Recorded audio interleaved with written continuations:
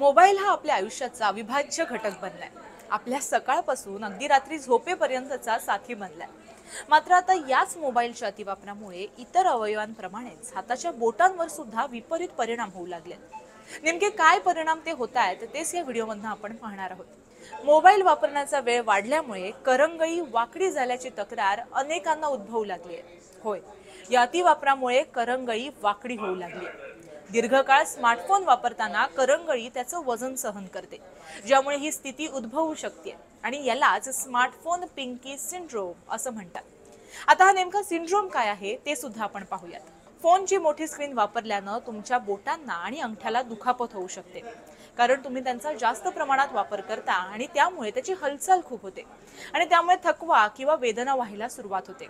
अंगठाच्या अस्थिबंधावरती त्याचा परिणाम व्हायला सुरुवात होते, कारण त्या अस्थिबंधावरती ताण निर्माण होतो. तर ही समस्या होऊ नये यासाठी नेमकं काय करावं हेच आपण आता पाहणार आहोत. पहिलं सगळ्यात महत्त्वाची गोष्ट म्हणजे स्मार्टफोनचा अतिवापर टाळला पाहिजे. संदेश पाठवताना किंवा गेमिंगसाठी मोबाईल अगदी थोड्याच वेळासाठी वापरा. तुमचा हात दुखण्यापूर्वीच थोडा ब्रेक घ्या आणि तुमचा फोन खाली ठेवा. हाताच्या बोटांना ताण आला तर त्याचा व्यायाम करा. टाईप करण्याऐवजी स्वाईप कीबोर्ड वापरा किंवा व्हॉइस मेसेज हा पर्याय निवडा. तुमच्या मोबाईल फोनसाठी स्टँडचा वापर करा, जेणेकरून हातावरती ताण येणार नाही.